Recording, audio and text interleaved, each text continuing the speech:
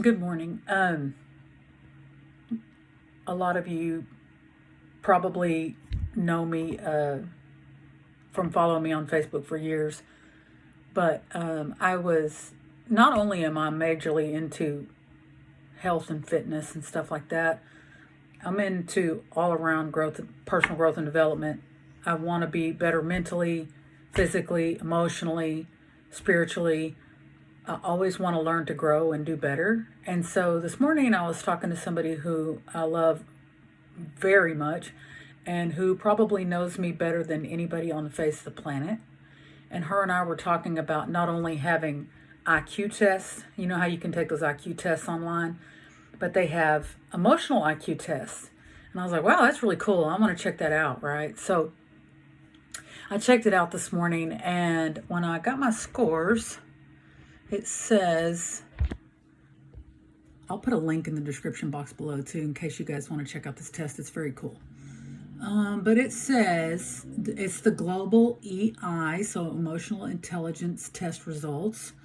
And it says that the numerical scores are calculated from your answers to the EI test. If you answered honestly and accurately, and her and I did the test together because I wanted to answer accurately, and so I listened to her opinion, and we felt like we answered everything as honestly as possible. Your scores out of 10 for each quadrant, so the best score is a 10, will reflect your capability level within each of the EI quadrants, and there are 4. Okay, so it says you have answered all the questions terrific. And then it says self-awareness. I can't turn this around while I'm recording, so self-awareness, I got an 8. Self-management, I got an 8. Social awareness, I got a 9. And then relationship management, I got an 8. So if you go down, it gives you kind of descriptors of what each of those boxes mean. So self-awareness, it's described as the core of emotional intelligence is self-awareness. Self-awareness is comprised of 3 competencies. Emotional self-awareness, where you are able to read and understand your emotions as well as recognize their impact on the work performance and relationships. Accurate self-assessment, where you are able to give realistic evaluations of your strengths and your limitations. And self-confidence, where you have a positive, strong sense of one's self-worth. And the starting point and key in these areas is the ability to be critically self-reflective. Then self-management, that description is self-management is comprised of 5 competencies: self-control, which is keeping disruptive emotions and impulses under control; transparency, which is maintaining standards of honesty and integrity. In other words, not wearing a mask, being open and honest. Managing yourself and your responsibilities; and adaptability, which is flexibility and adapting to changing situations and overcoming obstacles; achievement orientation, which is the guiding drive to meet an internal standard of excellence; and an initiative, which is the readiness to seize opportunities and act. Social awareness, the description for that is social awareness is comprised of 3 different competencies. Empathy, which is no wonder I scored 9 out of 10 because I'm an empath, which is so what that means for empathy is understanding others and taking an active interest in their concerns. Organizational awareness, which is the ability to read the currents of organizational life, build decision networks, and navigate politics. And service orientation, which is recognizing and meeting customers' needs, the adaptable, success-oriented type. And then the last one is relationship management.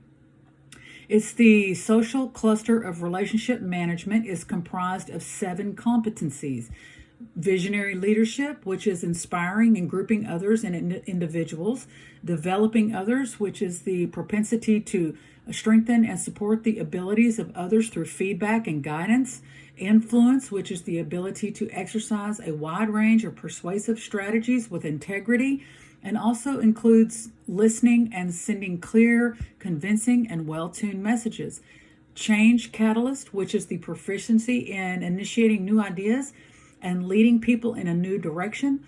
Conflict management, which is resolving disagreements and collaboratively developing resolutions. Building bonds, which is building and maintaining relationships with others. And teamwork and collaboration, which is the promotion of cooperation and building teams.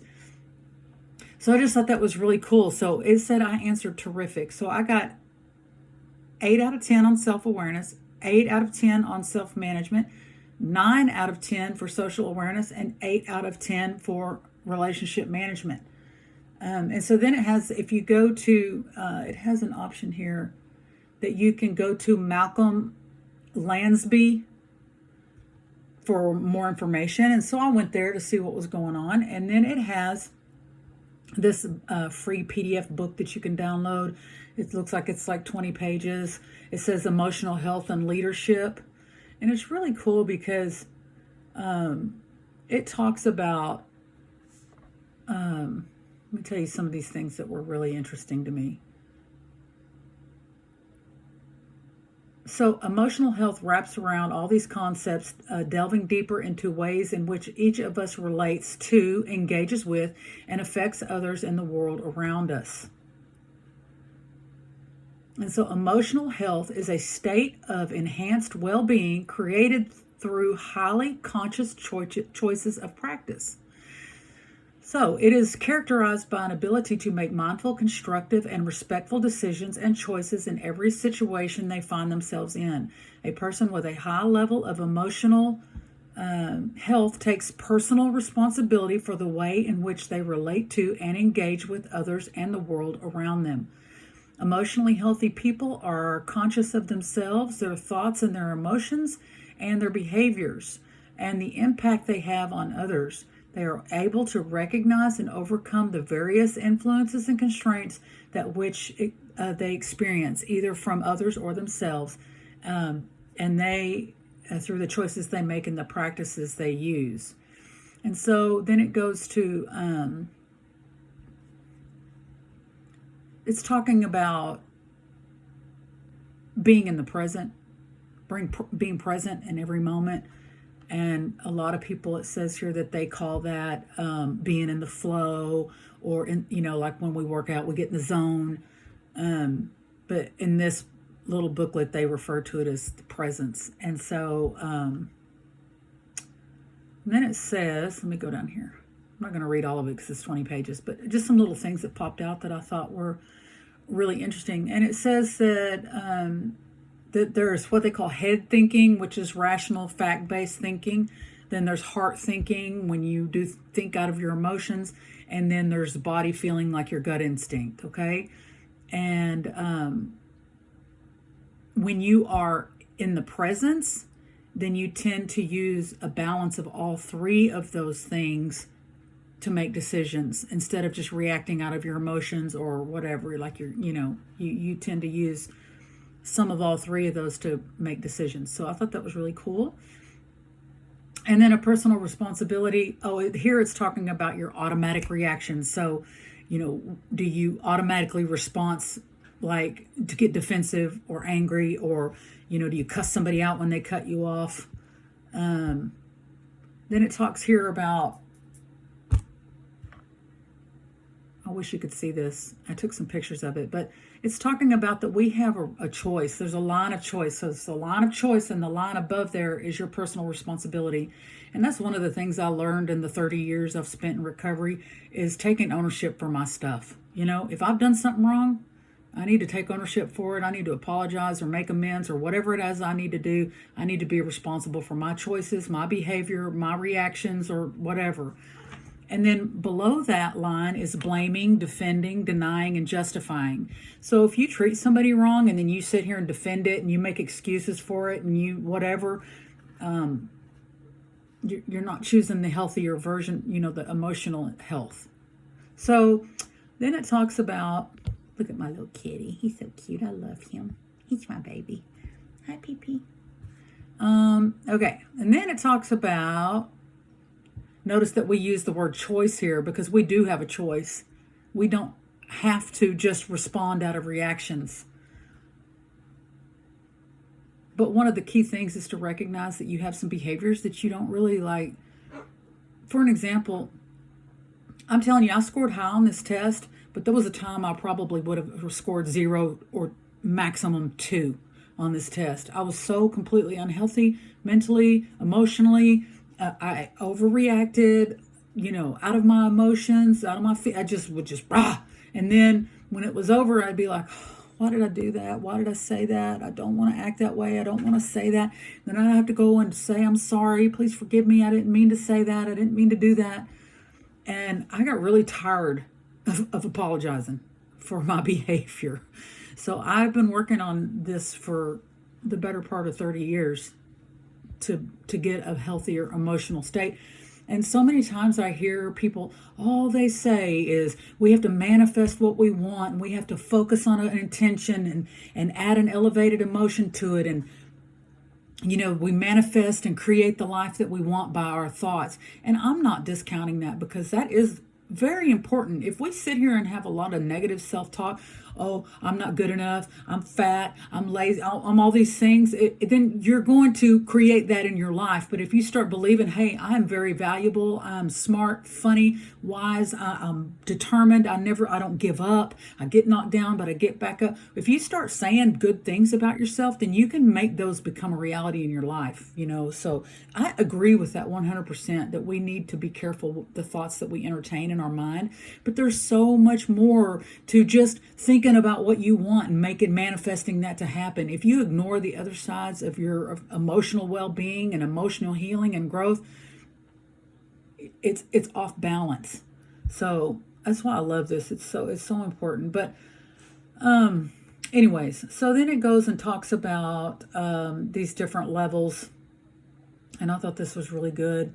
It says a person with an extremely low level of emotional health will display automated below the line responses. So remember defensiveness, justification, and all that. It says they will display automated below line responses to virtually every situation they encounter. They are self-centered all the time. They have little or no behavioral freedom. They are never present. And people at this level are often fixated, delusional, and self-destructive, and are generally under medical and or psychiatric care, or should be. So if you're scoring very low, there's a lot of work to do. And which I was there, and I had lots of psychiatric care, and it's been 30 years of recovery to get out of that place.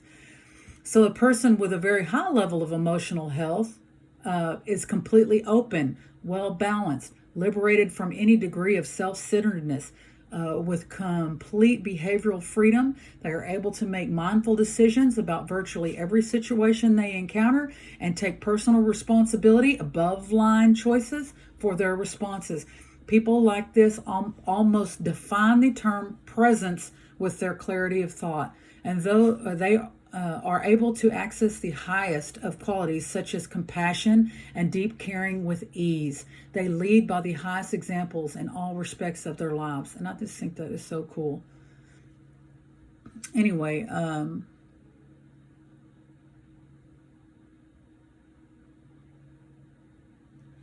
I just think this is really cool. And then it's talking about being a leader, and leaders need to be both compassionate and caring, as well as decisive and strong. And it requires a high level of emotional health.